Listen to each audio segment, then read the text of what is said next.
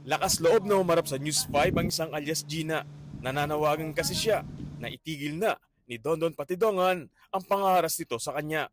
Ito'y matapos niyang kasuhan ng rape at serious illegal detention ang self-proclaimed whistleblower sa kaso ng mga nawawalan sa bungero. Papatayin daw po niya yung magulang ko, mga ganun po. May mga tauhan ako. Ginaganon po. Ginugulo po ako ng asawa po niya. Sinasabihan po ako ng digger. Ganun po. Chinat nga po ako sa TikTok.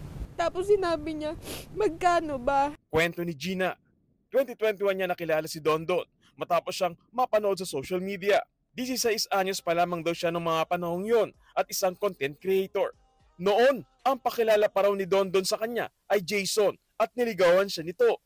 Pinangakuhan siyang susuporta ng pag-aaral pero umpisa pa lang, kabado na sa kanya si Gina dahil may mga bodyguard na armado ng baril.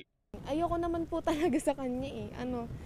Talagang gusto ko na po talaga umuwi nun pero hindi po niya ako inuuwi.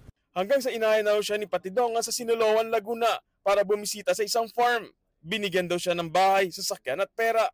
Pero paulit-ulit din daw siyang pinagsamantalahan at tinakot na papatayin kung hindi raw makikisama kay Patidongan. Hindi pa ako nakapagsumbong kasi pinagbabantaan din po niya ako. Tsaka nung time po na ni-rape po ako, may nakaamba pong barel. Minsan nga po, gino-joke niya ako sabi niya.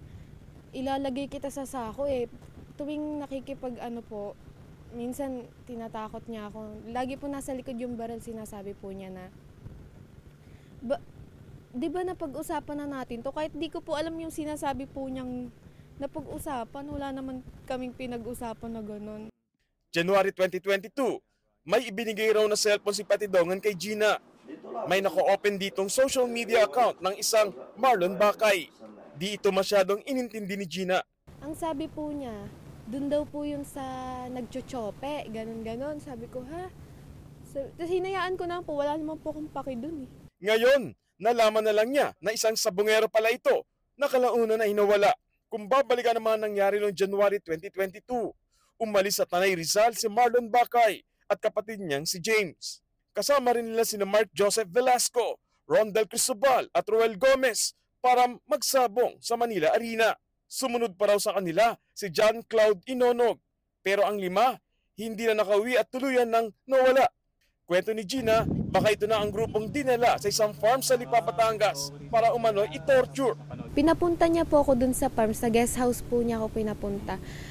May hawak-hawak po siyang barel, tapos pawis na pawis po siya. Tapos may tumawag po sa kanya, hindi ko po kasi alam kung sino tumawag. Tapos sabi po niya, sandali lang behas. Tapos naririnig ko po, pinapapunta na po siya. Tapos ang alam ko po talaga nun, may parang ginagawa po silang kunyari, pang kinokuryente, mga ganun po. Nakita rin daw niya ang sasakyan ni Inonog na nakaparada sa farm. At nang pumutok na ang balita at nailabas na sa News 5 ang unang kwento na nawawalang grupo ng sabungero, inutusan daw ni Patidongan si Gina na sirain at itapon ng cellphone.